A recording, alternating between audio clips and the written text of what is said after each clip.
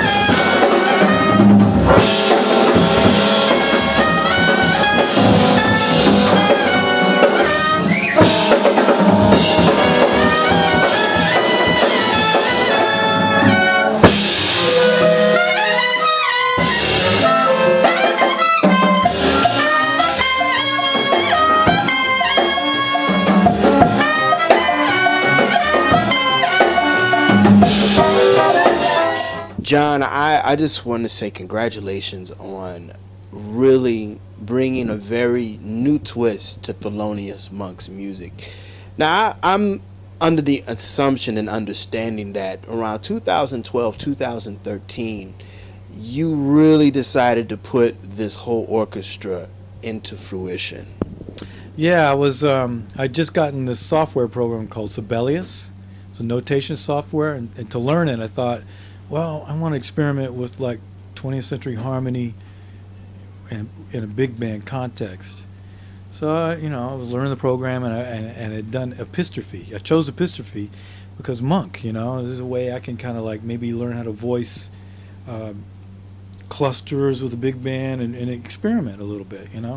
So I did the chart, learned the program a little bit better, and was like, oh, that was kind of fun. Let me do another one. So I did Ask Me Now, and turned out pretty good. And then so I called all my friends, meet at the Union, read through the charts, let's see how it goes. We all had fun playing them, and it was a good. It inspired me to do more, so I wrote more. And a couple months later, we booked a gig. People came out to the gig and really resonated with people, and it kind of took a life. And here we are 3 years later, right? My record's coming out, and we're here in New York, and things have really progressed a lot since then, and it's inspired more writing, and I think I've even grown since those first few arrangements. Learned a lot, and I listened a lot to Monk previously. It's actually my third Monk project, but this is another whole nother way of expanding and using different techniques of kind of exploring his music.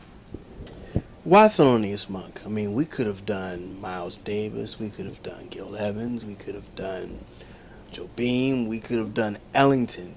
What is it about Monk's music? Because Monk is one of my musical heroes next to James Brown. Mm-hmm. He really kind of thought outside of the box musically, and I just, with the songs that you chose for Volume 1 are very interesting.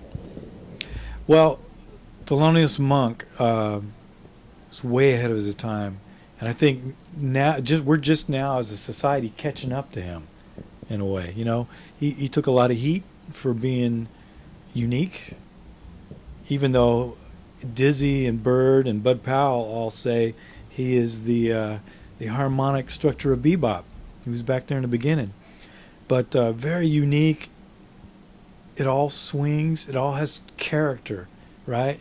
So when you have that combination, it's inspiring to kind of take the next step. It's easy to like come up with if the foundation is already incredible, to come up with the next idea. It breeds creativity. That's what I'm trying to say. His music really breeds creativity.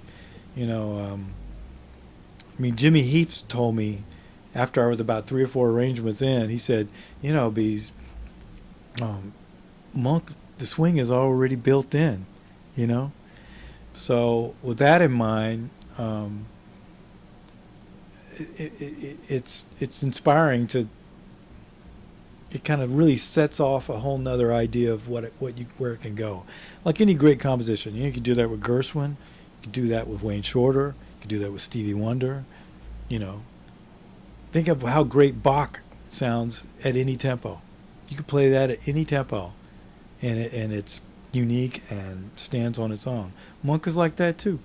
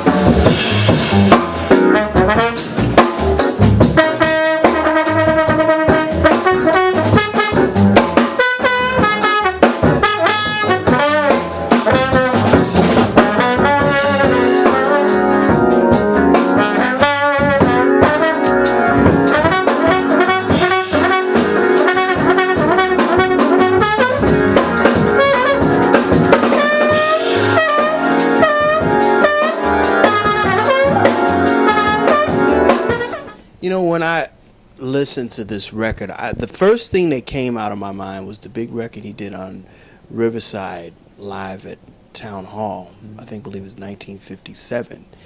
And it's Monk's music with a big band. And I said, wait a minute now. Beasley's really reworking that recording in 2016. Mm-hmm. Well, that recording was really, the big band was expanding from exactly what Monk played. He sat with Hal, and Hal notated what he normally plays. What I've done is kind of taken what Monk plays and kind of tried to put my own imagination to it, my own sense of voicings and harmony together with it, you know. So that's kind of the difference. My favorite big band Monk record, though, is the one with Oliver Nelson. Yes. I think it's called Monk's Blues. Yes. Not many people know about that record, but it's even a bigger band. You know, the Hal Overton band, I think, is 2 trumpets, trombone, French horn, maybe 3 saxes, I believe, maybe 4 saxes. So Oliver's thing is a whole nother take on it as well, you know. Let's reflect on Thelonious Monk now in the contemporary form. Back in the 40s, 50s, and 60s, as you said earlier, he was really one of the architects of bebop. But before we break down the compositions that he wrote and throughout his life, let's talk about him as a pianist, because he did some things that were kind of against the grain with stride, and he took his left hand and did some things that were very, very different than his other contemporaries.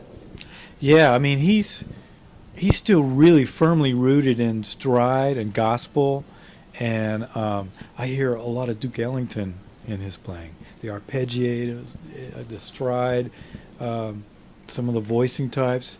But the thing about Monk is that he's so funky. He's his rhythmic feel and the dry kind of way he played. It's not real flamboyant like Bud or the guys from that, Teddy Wilson. You know, it's more, dare I say, R&B-ish. You know, it's that kind of swing. It's real, Parliament. You know what I mean? You know, of his era. You know, and percussive, like. And the way he used the dissonance was because with the piano you can't bend the note, you can't bend up like on a guitar. Great. So he uses that dissonance to get that same soulful, bluesy African vibe, man. But there's stories of him, people saying he was really great at Chopin. Yes. And so for people that think, oh yeah, he plays kind of weird, and is he playing right and all that stuff, you can't, he's a guy that can do that. He can do both, but he chose his own sound, and he stuck to it, and despite all kinds of odds, people, talking bad about him, critics not understanding what he's doing, especially the 60s. He ended up playing a lot of his music that he created in the 50s, and I thought the 60s was a really bad period for him as far as the critics, but I thought some of the stuff he did in the 60s was not that bad. Oh, Boo Boo's Birthday, man. Yeah. Monk's Dream. Yeah. Oh no, he was dealing all the way through, man. Yeah, and a very intelligent man. I mean, when you think of the titles of his tunes, I mean, Epistrophe was written, I believe, maybe in the early 40s at Minton's. It was the break tune at Minton's, and Epistrophe means, a repetitive, a figure repeated over and over and over again, right? So, and you can't really even find that in the dictionary. Somehow he found out what that meant. All his titles have very intelligent names, so it's a sign of a very intelligent man. Crepesso with Nelly. That was his love song to her. Yeah. That's a beautiful tune. Let's talk about this orchestra. I outside of your illustrious career as a composer and pianist and band leader, leading a band requires lots of hats. You have to write for 17, 18 people. You have to rehearse extensively. And this project, I can tell, this took a while to put together. Yeah, I mean, like I said, we started rehearsing at the Union 3 years ago, and really we met once a week for a couple months, getting all most of these tunes together. Working on the phrasing, the articulations, the vibe. I mean, because they're conceptual. These aren't tunes they're not really readable in a way, It's concept, a lot of it. So yeah, we put a lot of time into it, and then a friend of mine, Gavin Lurson, who's a mastering engineer, started coming to the gigs, and he said, "Man, you got to record this." And I was like, "Wow, man, I don't know how." So I found a little money, and we went in for like 6 hours and did 6 tunes. And those are the first 6 on the record. And so I had that in the can for a while and was shopping it around, trying to get somebody to help me finish it. And in the meantime, writing more, what would fit the rest of the record, doing more gigs. We actually did a fair amount of nice gigs without even having a record out. We played SF Jazz, we played here, we played in Brooklyn, we played Disney Hall, we played the Hollywood Bowl this summer. Based on what people saw on YouTube, or if they came to the gig, word got out, sort of, underground a little bit. But now that we have the record out, it's really bringing it out to more folks, and people have more opportunity to hear it, hopefully, and we'll be able to go out and perform it, in a broad way.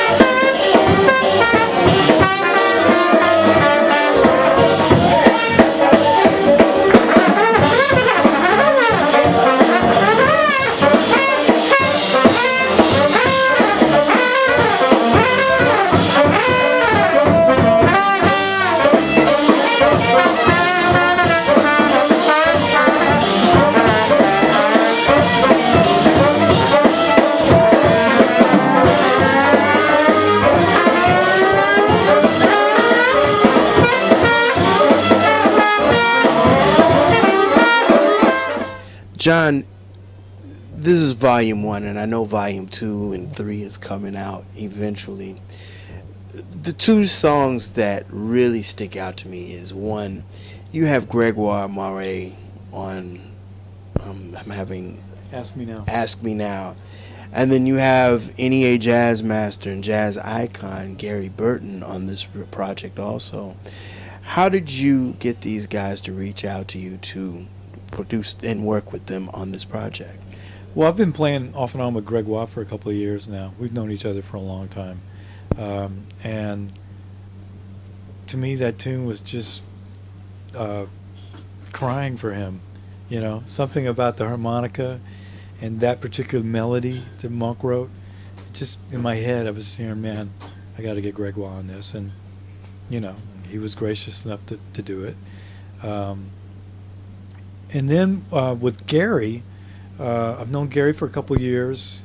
You know, once I got the deal with Mack Avenue, he's on Mack Avenue as well, I thought, man, it would be great to have Gary play on it. So I called him up. All I had to do was call him up, send him the track. He said, yeah, cool, he'll play, you know, which was, wow, you know, that's a real gift. So I sent the file to him. The track was already done. So I sent the file to him, and he overdubbed it in Miami and played an incredible solo. Probably took him 5 minutes. But yeah, he was gracious and, you know, did me a big solid.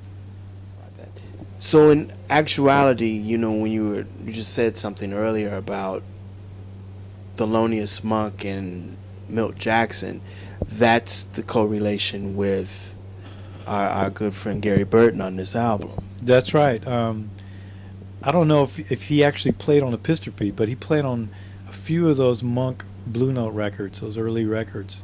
You know, they were all hanging out, man. They were all the original beboppers, Milt Jackson. So I had this sound in my head, and I know Gary identified with that side of it too, because, you know, he's, where would we, any of us jazz musicians, be without Milt Jackson? Right.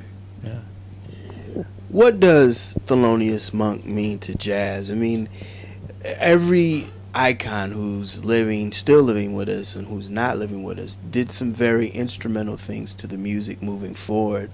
What has he done to you as a musician, and what do you want the world to understand about this man's genius and legacy? First thing that comes in my mind is courage. Courage to be yourself, no matter what it is in your hair. Also, you know, he obviously was a very courageous young man. For me, courage to like take on a project like this. Courage to take chances. And look at all the people that have recorded his material, man. Still recording his material. You know, they're part of the American lexicon.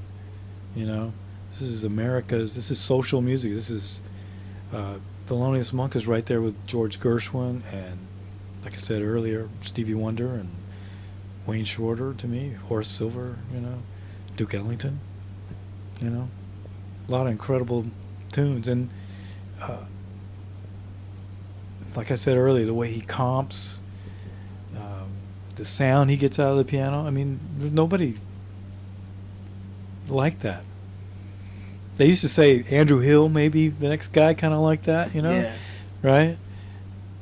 I don't know. There was only one Monk. There was only one Monk. There will only be, and hopefully, you know, if people hear this first, maybe they'll go back, you know, because in jazz you can go back just as much as you can go forward. It's all happening at the same time, you know, and public interest in Monk might raise a little bit, and you know, who knows, movies, you know, get the due credit that he deserves. Right. That'll do it again for this very special edition of the Pace Report. I'm Brian Pace, reporting from the Jazz Standard here in New York City. I'd like to personally congratulate the incomparable John Beasley, as well as the John Beasley Monkster Orchestra, please go out and support his brand new CD, John Beasley Presents Monchestra Volume 1, which is now on the Mack Avenue Records imprint. You can buy it online at macavenuerecords.com, or you can go to John's website at johnbeasleymusic.com, as well as go to iTunes as well as Google Play to buy the brand new CD. Also, I'd like to personally thank the staff and management here at the Jazz Standard for their hospitality and support. As always, please visit my website, www.thepacereport.com, for my weekly column, as well as my past segments. Until next time, remember, if it's in the groove, it'll make you move. Till next time, peace.